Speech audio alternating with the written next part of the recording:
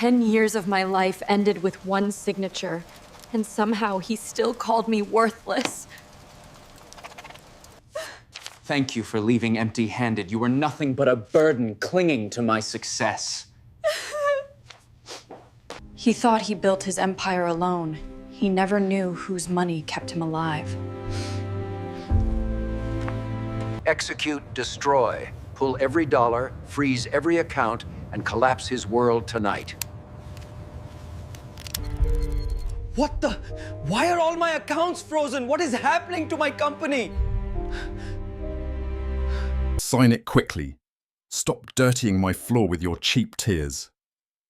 My son-in-law, Jason, threw the divorce papers at my daughter's face, sneering arrogantly.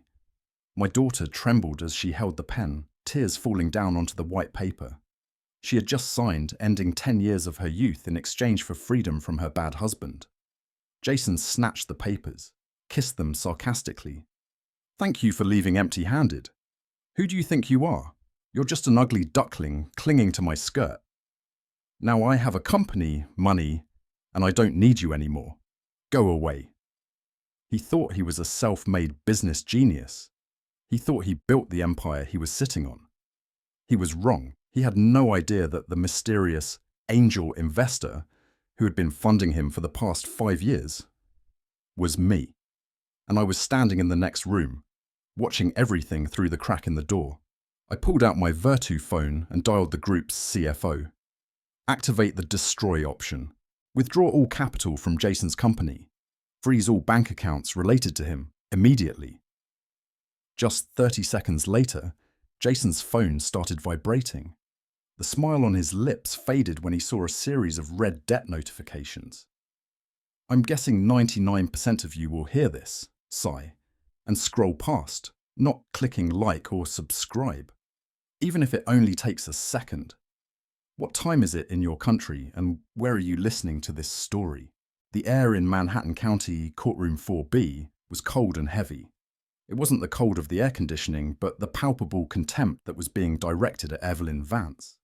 She sat there, a ghost in her old dress, feeling herself scrutinized under the impassive neon lights. Her $15 thrift store dress contrasted sharply with the gleaming Patek Philippe watch on the wrist of Julian Thorne, her soon-to-be stranger ex-husband.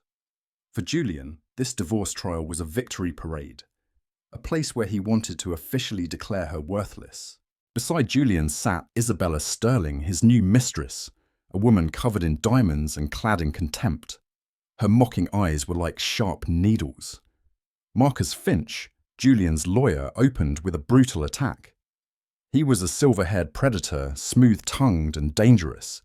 He claimed they were here not only to end their marriage, but also to dismiss Evelyn's completely baseless and frankly insulting request for financial assistance. Julian Thorne had built a successful investment empire through talent and hard work. Evelyn, on the other hand, in Finch's words, contributed nothing. He criticized her for having no ambition, for working menial jobs as a barista and a bookseller. He bluntly called her a family anchor, holding down a man destined to reach the stratosphere. Evelyn felt intense pain. She remembered the nights she worked double shifts at the diner, the smell of grease clinging to her hair, so Julian could afford the Bloomberg Terminal subscription and data equipment he needed. She remembered selling her mother's locket, her most precious keepsake, to pay the down payment for his first office. He had called her an investment angel, promising the world. Now he wants to smear all those years of sacrifice just to keep a few more $1 million? Finch continued in a tone of dramatic pity, accusing Evelyn of not making any effort to be independent since the separation. She lives in a dingy apartment, works minimal hours at the local library, and seems to expect my client to fund her hopeless lifestyle indefinitely. This is not just absurd, Your Honor, it's parasitic. Isabella Sterling sneered, and Julian looked at Evelyn with a look of pity mixed with irritation, the look of a stray dog that needed to be chased off a clean porch. That look, more than any of Finch's words, broke Evelyn's silent endurance. Finch offered a one-time settlement of $5,000, a generous offer to take care of herself. $5,000 for 5 years of her life's sacrifice. The sum was less than the value of the watch on Isabella's wrist. Judge Miller looked at Evelyn over his glasses. She asked her what she thought of the way Julian had painted a completely different picture of her contribution. Evelyn's throat tightened. She felt scared and embarrassed, but that fear was quickly replaced by a steely determination. It was time to stop playing by their rules. She leaned over and whispered something in Sarah Jenkins's ear. Sarah's eyes widened in shock, then confusion, and then a flash of understanding, a rush of excitement. Sarah stood up, her demeanor shifting from novice to confident professional. "Your Honor," Sarah said, her voice clear and strong, cutting through the murmuring in the room, "we withdraw our previous request." Finch smirked. "Finally, it makes sense. So she accepted my client's generous offer?" "No," Sarah said, looking straight at him. "We will file a motion to dismiss the financial support claim. My client does not need Mr. Thorne's money. However, we will seek restitution for some personal assets left behind in the marital home. The assets are conservatively valued at approximately $25 million. The courtroom fell into absolute silence. Marcus Finch's smirk disappeared, replaced by a look of open-mouthed astonishment. Julian and Isabella stared.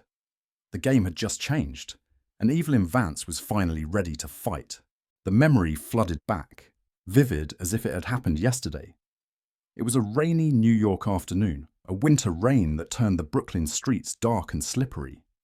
Evelyn and Julian were huddled in their shabby fourth-floor apartment, where the heater was always whirring and the windows never closed tightly. Evelyn had just come home from a 12-hour shift at the coffee shop, the daily grind, the smell of grease and burnt espresso still lingering in her hair and clothes. Julian was sitting at the rickety dining table, buried in a mountain of papers. His face was illuminated only by the light from his old MacBook. He hadn't even noticed she'd come home. It was a common occurrence in those days, his mind drifting far away, lost in the complex world of algorithms, market trends, and financial forecasts. "Jules," she called softly, placing a bag of sandwiches on the only empty corner of the table. "I brought you your favorite pastrami." He looked up, his eyes misting for a moment before he recognized her. "Oh, Ellie, I didn't hear you. I think I found something. A predictive algorithm for small-cap stocks. It's revolutionary." Evelyn smiled, her fatigue melting away in the face of his intense passion. This was the Julian she'd fallen in love with. The smart, ambitious boy who saw patterns in the chaos of the world that no one else could. He wasn't Julian Thorne, future CEO, just Jules, the boy with dreams too big for their small apartment. "Great," she said, opening the sandwich for him. "Eat something. You've been working for 2 days straight." He took a bite, chewing absent-mindedly. "The server costs for backtesting are going to be astronomical, and I need a Bloomberg terminal. $2,000 a month, Ellie. $2,000. He sighed, the weight of his ambition pressing down on him. "No way." Evelyn looked around the apartment. Everything was second-hand. Her clothes were from clearance sales. Any extra money from her job and his small coding gigs went into a savings account called Dream. But it wasn't enough. The next day, she took the subway to a small, dusty pawn shop in the Diamond District. In her bag was a small velvet box. Inside was an exquisite gold locket, engraved with forget-me-nots. It had belonged to her mother, the most precious thing she owned, a tangible link to a past she rarely spoke of. An hour later, she walked out with $2,500 in cash, enough for the subscription and a little extra. When she handed the money to Julian that night, he exclaimed, "Ellie, what? Where did you get that?" "You have your own way," she said with a small smile, hiding the memory of the rude pawnbroker and the pain in her heart. "Just call me your investment angel." He picked her up and spun her around the cramped living room. "When Thorne Capital becomes a reality, I'll buy you thousands of lockets. I promise, Ellie, all for us." For us. That was their mantra. The sacrifices piled on top of each other, each one a brick building the foundation of his success. She worked extra shifts, working as a waitress in the evenings after finishing her coffee shift. She learned to mend suits, cook delicious meals on a shoestring budget for the potential investors he invited. She was his confidant, his cheerleader, his unpaid assistant, the quiet, steady engine that kept his life running while he focused on his dream. The day Thorn Capital closed their first big funding round was the best day of their lives. He came home, picked her up the old-fashioned way, and they drank expensive champagne from single coffee cups. The future seemed endless. But success, Evelyn learned, is a corrosive acid. The more Julian succeeded, the more we became like him. The shabby apartment was traded for a minimalist, upscale one overlooking Central Park. Her second-hand clothes were replaced with designer clothes he picked out, telling her she needed to look her best. The dreamy, passionate guy was gradually replaced by a sleek, cold stranger. He began criticizing her, her sloppy degrees, her taste in books and simple gardening. "Ellie, you're not even trying," he said, disappointed after a networking event where she spent most of her time talking to the waiter. Then Isabella Sterling showed up. Her father ran a long-time rival firm.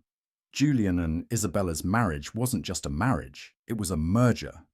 Evelyn had first seen them in a photograph in the society column. Julian was on Isabella's arm at a charity gala he'd told Evelyn he was going to, with his lawyer. He looked happy. He looked like he belonged. The confrontation was cold and final. "It's not working anymore, Evelyn," he said, stirring sugar into his black coffee without looking at her. "We want different things. I've grown past this." "You mean you've found someone more useful?" she asked, her voice soft, without the tears he'd expected. After Evelyn's $25 million claim, the entire courtroom in courtroom 4B fell into a deafening silence. This emotional turmoil was more terrifying than any scream, because it showed that Julian Thorne and Marcus Finch had completely lost control. Marcus Finch's familiar smirk had completely vanished, replaced by a face red with anger and shock. Julian Thorne looked at Evelyn, his skeptical eyes searching for any sign of deception, but saw only the deadly calm of someone who had complete control of the situation. Finch, a cunning lawyer who had survived dozens of high-stakes lawsuits in Manhattan, quickly regained his composure and switched to the most powerful strategy of attack, attacking Evelyn's credibility. He knew that if he could not defeat this claim financially, he would have to defeat it by making Evelyn look untrustworthy. "Your Honor, this is ridiculous, a desperate tactic," Finch roared, turning to Judge Miller as if she were her last ally. "She's inventing a treasure chest to extort money from my client. What assets? A collection of used books and chipped glasses." Finch knew that with a woman portrayed as a failure, any claim beyond her means would be considered a sign of insanity.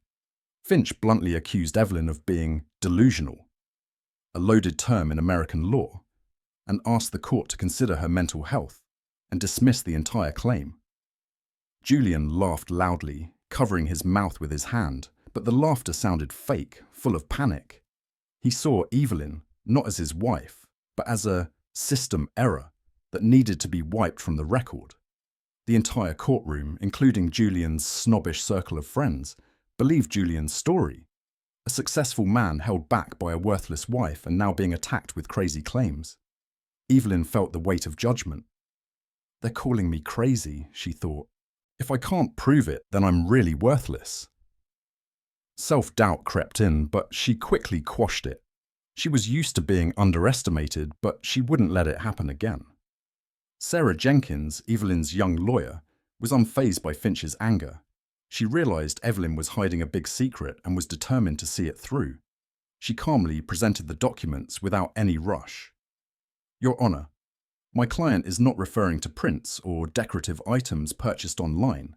She is referring to an original Jean-Michel Basquiat painting entitled Untitled Cadmium and a Patek Philippe Grandmaster chime reference 6300G. The courtroom erupted again and Julian Thorne laughed again, but this time his laugh sounded like a jammed gun. "Judge Miller? She's delusional. Her father was a high school history teacher, her mother a librarian. Where did she get a painting worth millions of dollars?" Evelyn let him talk, let him dig deeper into his own grave. He was so confident in the story of her mediocre past that he had constructed. Sarah Jenkins waited until the whispers died down, then calmly placed a file on the clerk's desk. We have the documents to prove his provenance, including insurance statements and a notarized will.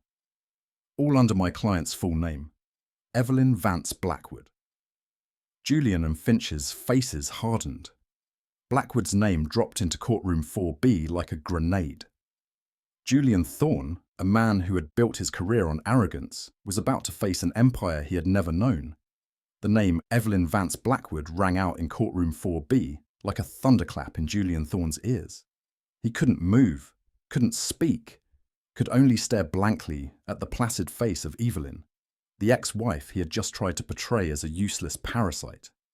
The sharp financial mind he had always prided himself on was now spinning in denial and panic. Julian had built his entire story. His story of a self-made genius who rose from the mud, escaping a mediocre marriage, on the little lie Evelyn had created. He believed in her mediocrity not because he loved her simplicity, but because it satisfied his ego, made him feel bigger, the only one who could succeed in the relationship. Blackwood, Julian repeated, his voice hoarse, trying to find some semblance of reason in the chaos. No way, she told me, she told everyone. Her father was a high school history teacher, and her mother was a librarian. That's the story she told for 5 years. She lied to me. She lied to all of us. He glared at Evelyn, his arrogance now replaced by utter bewilderment. He repeated the question like a mantra. What did she do that for? Julian couldn't understand why a woman would choose to live small when she could own his entire world. His blindness had become a knife that stabbed back at him. Marcus Finch, Julian's lawyer, once again tried to cling to legal logic. Your Honour, this is a ridiculous diversion. The father's identity has no bearing on the matrimonial property. Unless Ms. Jenkins can provide evidence that this Alexander Blackwood exists and is related to my client. Sarah Jenkins interrupted Finch politely but firmly. We are not talking about Mr. Alexander Blackwood having a relationship with Mr. Thorne. We are talking about my client, Evelyn Vance Blackwood, being his only daughter and sole heir. She chose to live under her mother's Vance name in search of a normal life. When that name was uttered, a wave of shock rippled through the room. Blackwood Global Industries, or BGI, a huge industrial and financial empire, a name associated with old money, enormous power, and absolute privacy. Isabella Sterling's face beside Julian changed completely. Her previous contemptuous gaze vanished, replaced by horror, mixed with cold calculation. She looked away from Evelyn, back at Julian, reassessing the worth of the man she was betting her future on.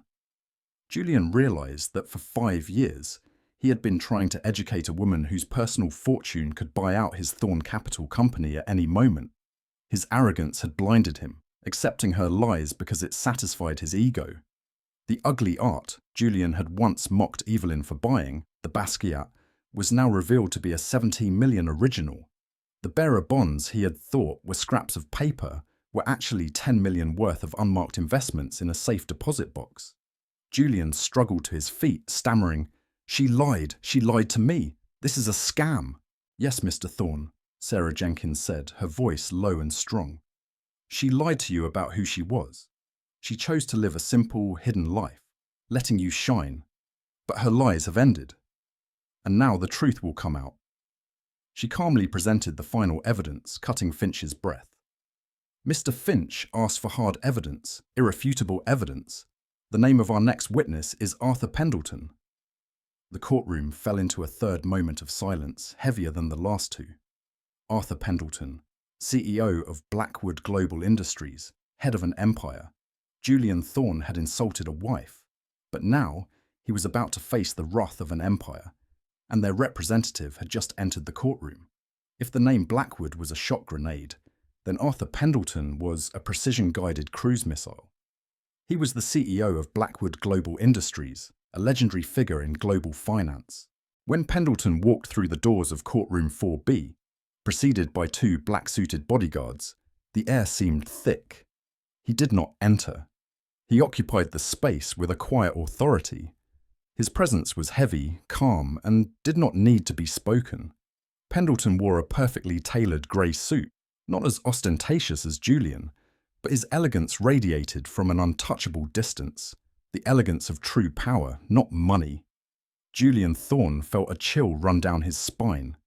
He had seen Pendleton speak at the Davos conference, an event he had paid a large sum of money to attend. The man exuded a quiet authority that made upstarts like Julian feel like mere braggarts.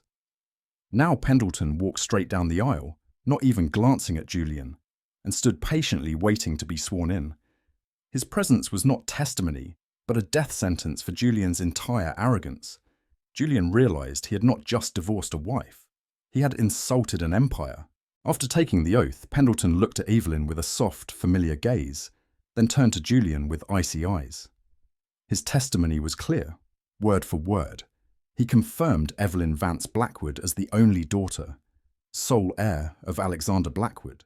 He explained that Evelyn had chosen to use her mother's name, Vance, in search of normalcy, a mate who would love her for who she was. It was a regrettable experiment that clearly failed, Pendleton said, his eyes locked on Julian. Pendleton continued to testify, confirming the legitimacy of all the assets.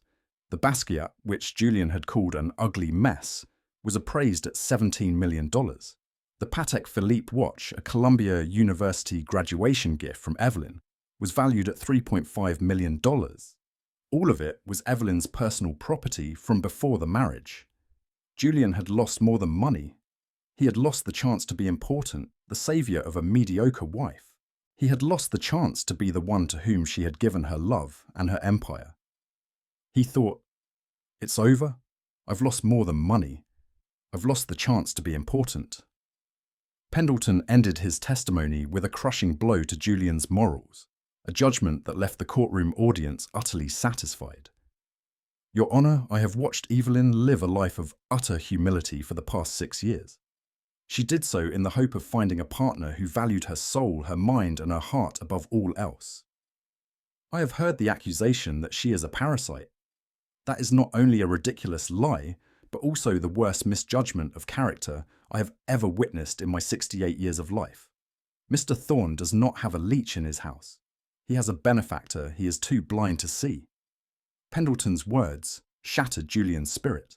At the same moment, Isabella Sterling, who had bet on Julian for his money and fame, quietly stood up. She did not look at Julian, just picked up her expensive crocodile bag and walked away.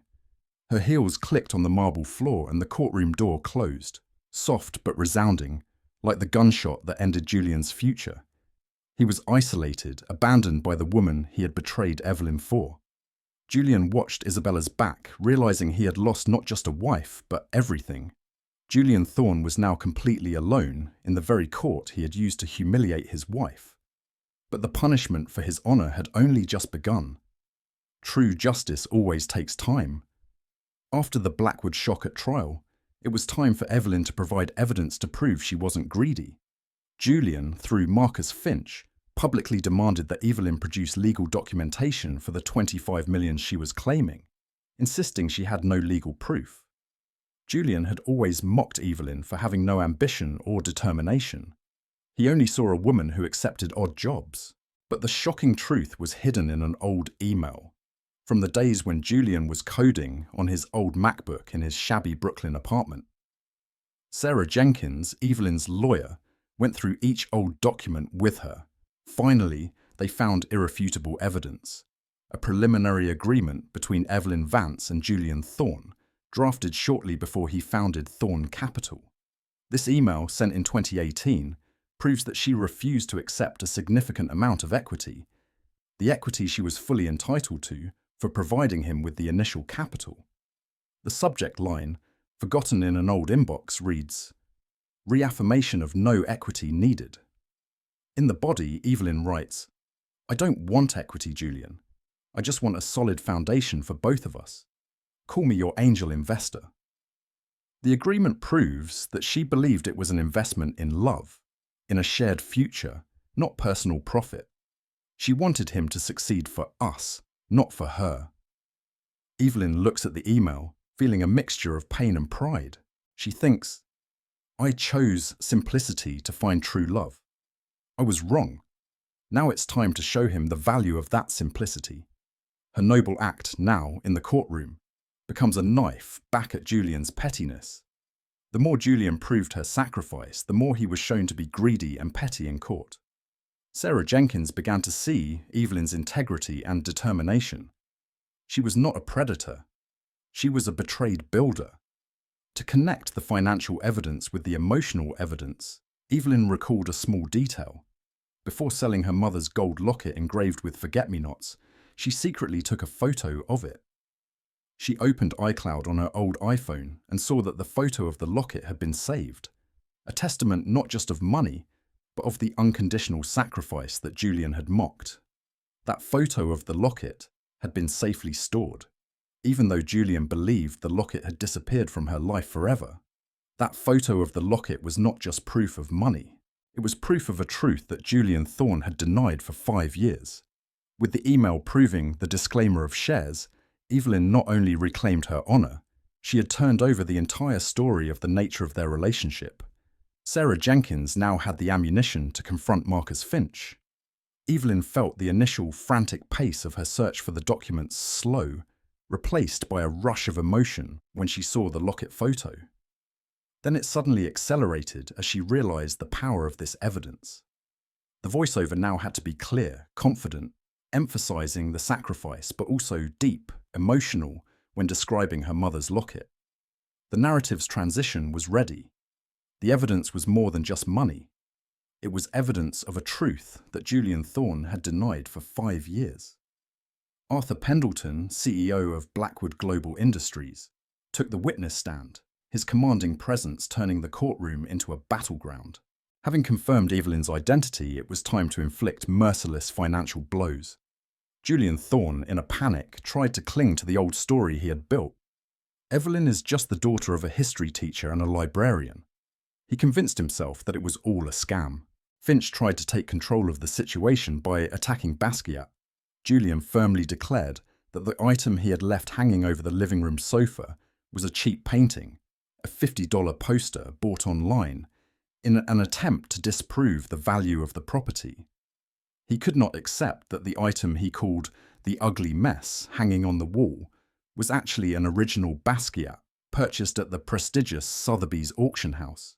Arthur Pendleton, his voice calm and decisive, began reading the numbers aloud. Each number was a nail in Julian's coffin. He confirmed that the Basquiat Untitled Cadmium was not a print, but a 1984 original, purchased by Alexander Blackwood and given as an 18th birthday present to Evelyn. Its final appraisal? $17 million. Julian Thorne was dumbfounded. He remembered that he had joked about replacing it with a more presentable painting. Pendleton went on to reveal that Evelyn had graduated from Columbia University, another fact she had concealed. The Patek Philippe Grandmaster chime reference 6300G, Evelyn's graduation gift, was one of only 7 in the world, its value $3.5 million. Julian thought, Columbia? She lied to me about her qualifications. She did everything she could to make herself look smaller than I am. He realized that she had not only hidden her wealth, but also her intelligence and status. The generosity of her deception was more devastating than her wealth. The more skeptical Julian became, the more undeniable Pendleton's evidence became. Pendleton revealed that $10 million worth of bearer bonds were kept in a safe without the combination to Julian. This was a discreet form of wealth, very practical for the super-rich who wanted to keep their finances secret. These bonds were set up by Evelyn's mother as an emergency fund, completely separate from the family finances, so that she could have independence. Julian realized that he had not only overlooked his wife, but also overlooked a treasure and a ticket to the kingdom. Pendleton emphasized that all these assets were from before the marriage, proving that Evelyn was not greedy but a benefactor. Pendleton's cold tone as he read the numbers aloud made Julian tremble. That statement wasn't just a financial acknowledgement, it was a judgment on Julian's character. Julian didn't lose $25 million. He just realized he'd thrown away the keys to a kingdom he never deserved to enter. Arthur Pendleton, CEO of Blackwood Global Industries, was now more than a witness. He was an emotional justice for Evelyn. His accusation was not just a legal one, but a devastating moral judgment on Julian Thorne. Julian, in his expensive Tom Ford suit now too loose, tried to defend himself in vain. Pendleton continued, his voice steady, but carrying the weight of billions of dollars and decades of power. He said that Evelyn had hidden her vast fortune, not out of deception, but out of the slim hope of finding a man who would love her for who she was, not for her name or her money. She tried to make you shine, to make your dreams come first. She did everything she could to make you feel like a successful man. Julian failed that test miserably. Pendleton ended his testimony with a final blow. Mr. Thorne had a devoted woman. He had a benefactor of unimaginable generosity. He traded the keys to the kingdom for a handful of shiny pebbles. The courtroom audience, who had initially been skeptical, now felt completely satisfied that the traitor had been exposed. Julian Thorne felt himself ripped apart in front of everyone. He thought, "I called her useless. She is Blackwood. I am the stupidest person in the world." His mental breakdown was complete and irreparable. He faced the collapse of all the honor and identity he had worked so hard to build. In a last desperate attempt, Marcus Finch stood up, his face pale. He asked the judge to dismiss Pendleton's entire testimony, arguing that it had nothing to do with the common property, but was only intended to smear Julian's character. It was the final blow from a man whose career was in ruins. Judge Miller, a stern and shrewd woman, did not hesitate. She looked straight at Finch. Her voice was authoritative and cold. "Mr. Finch, you have spent an hour accusing Ms. Vance of being a poor liar. You have opened this door. Ms. Jenkins is merely providing evidence to refute those accusations." She banged the gavel. "Dismissed. Sit down." Finch's career was officially ruined. He no longer had any legal leverage to save his client or himself. Judge Miller's criticism was the final word of the legal system. Judge Miller then made a judgment on assets. Julian Thorne did not have to pay Evelyn alimony, because Evelyn herself had withdrawn it. But the court ordered Julian to facilitate Evelyn's recovery of all her personal assets, including Basquiat, Patek Philippe, and bearer bonds. The trial ended. Julian Thorne was still sitting there, at the empty table after his lawyers had exhausted their arguments and given up. He was completely alone. Isabella Sterling had left as soon as Pendleton finished his testimony without a word, her expensive Hermes bag gleaming in the hallway light. She had severed ties with the loser. Julian watched her retreat, realizing he had lost everything, not just his money, but the respect of the one he wanted and the loyalty of the one he had. The real destruction was not in the courtroom, but on Wall Street, where the news of the fool who divorced the Blackwood heiress was spreading at breakneck speed. Emotional justice had been served. Financial retribution was about to begin. News of the divorce trial, along with the name Evelyn Vance Blackwood, spread like wildfire through New York's elite. It wasn't just financial news, it was a cautionary tale. Julian Thorne, the arrogant upstart investor, was instantly dubbed the fool who divorced the Blackwood heiress. The American financial world, which places a high value on judgment, saw Julian's omission of the massive Blackwood fortune in his own home as undeniable evidence of its failure. Investors panicked and were furious. They had put their money into a man who couldn't recognize $1 billion fortune when it was sleeping next to him. They pulled their money from Thorne Capital en masse, causing a swift collapse. His company collapsed within a week. The headline in the Wall Street Journal echoed the brutal truth. Thorne Capital implodes after Blackwood heiress divorce. Julian lost his company, his reputation, his luxurious apartment overlooking Central Park. He became a pariah, a cautionary tale whispered in boardrooms and dinner parties. Evelyn's revenge needed no words or actions. It came from the self-destruction of the system Julian himself had built. Julian, desperate, finally reached Isabella Sterling, the woman he had chosen to replace Evelyn. He needed someone to cling to, needed some comfort from the woman he had bet everything on. But Isabella answered, her voice cold and decisive, without a trace of pity. "Julian, I need you to understand. I don't date losers." Julian was completely alone. He sat in his empty Central Park West apartment, trying to call Evelyn, but his calls were rejected. He thought, "Isul, the shiny pebbles I chose are now ash." Absolute loneliness and social collapse were the cruelest punishments. Julian Thorne became a cautionary tale, but Evelyn Vance Blackwood wanted more than justice. She wanted to build a legacy, one that was more meaningful than any financial empire Julian could ever dream of. 3 months had passed since the shocking divorce trial.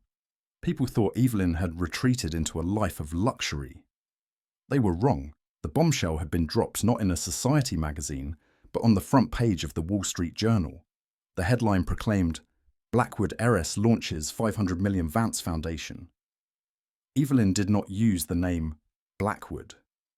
She used the name Vance, her librarian mother's name, as a mission.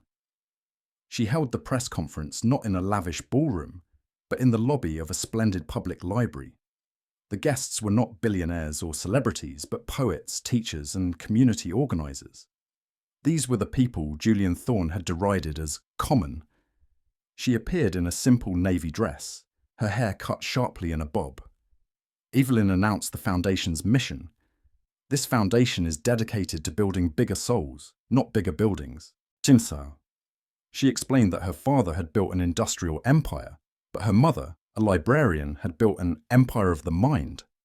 Her message was a subtle and powerful retaliation against Julian's materialistic mindset. She used wealth as a tool and her mother's name as a mission. In a rare interview afterward, Evelyn was asked if this was cosmic revenge. Evelyn smiled calmly, a smile that had not the bitterness of a victim, but the peace of a victor. She replied, "I don't believe in revenge. Revenge is a conversation with the past. I'm more interested in building the future." Evelyn used pain to create power. She used financial power to honor the things Julian had ridiculed.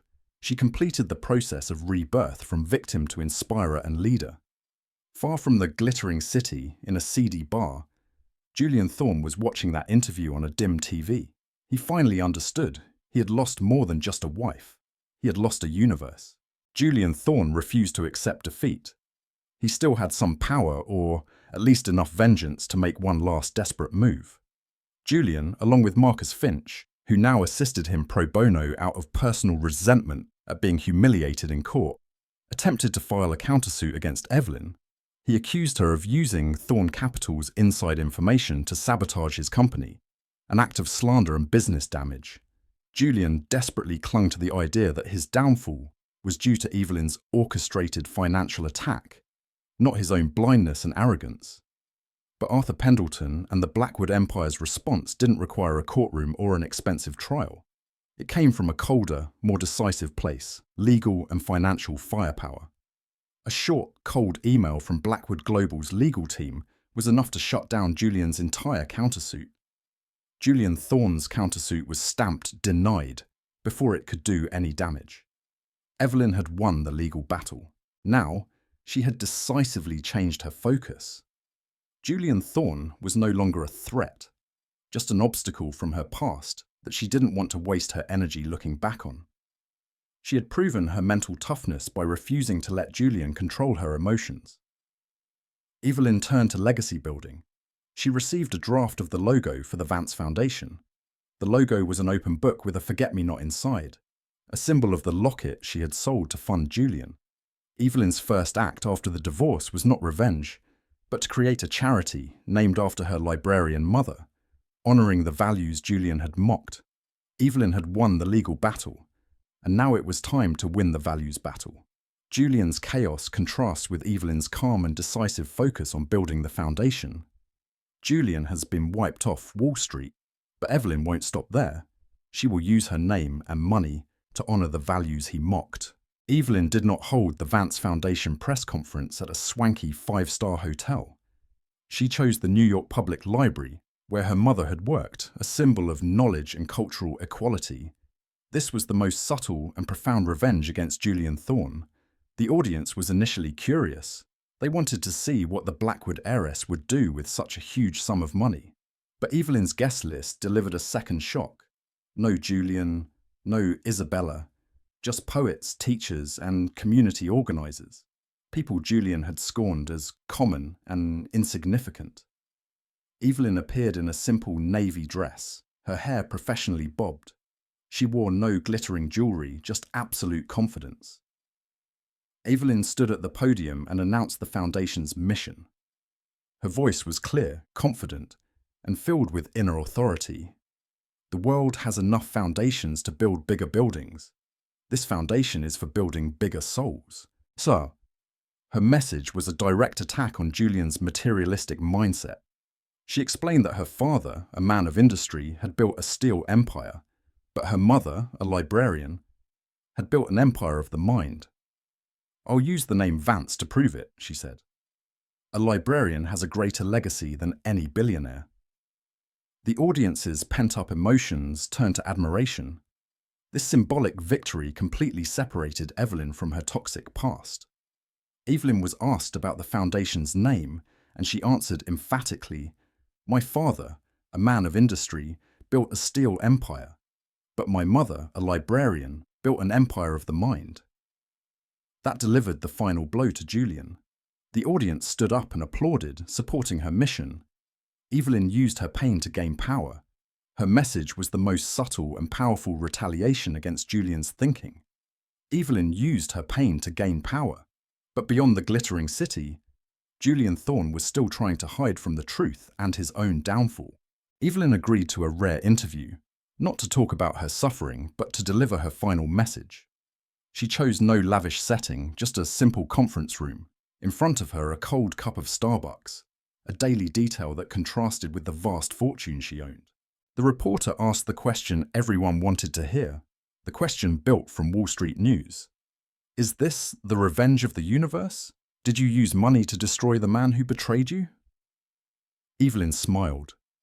There was no bitterness or hatred of a victim, but the peace and freedom of someone who had conquered herself. She answered, her voice confident, calm, not in a hurry. "I don't believe in revenge. Revenge is a conversation with the past. I'm more interested in building the future."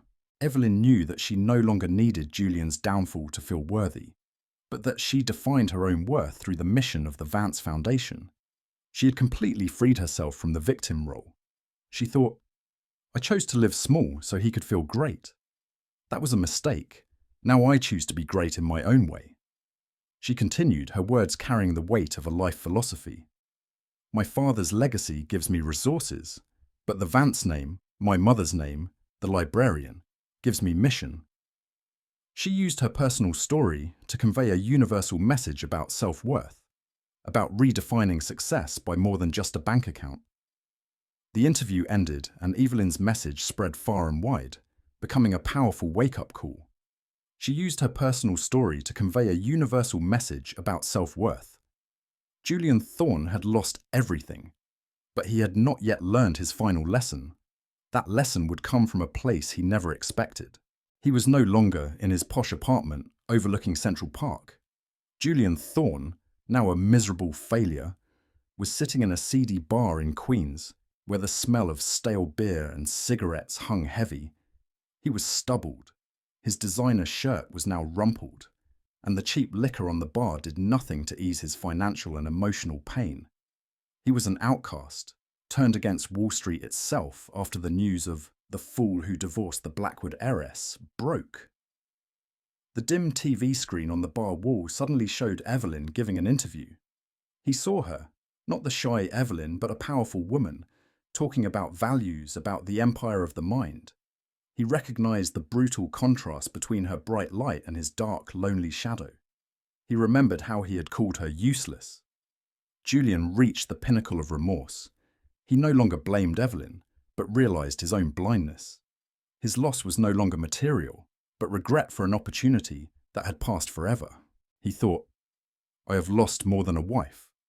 I have lost a universe." Julian trembled as he reached for the TV screen, trying to touch Evelyn's figure, but couldn't. He tried to call her one last time. The phone rang, but it wasn't Evelyn's voice, but a cold message from the bank. "Your current account balance is insufficient to pay the rent." Julian was not just a failure. He was homeless.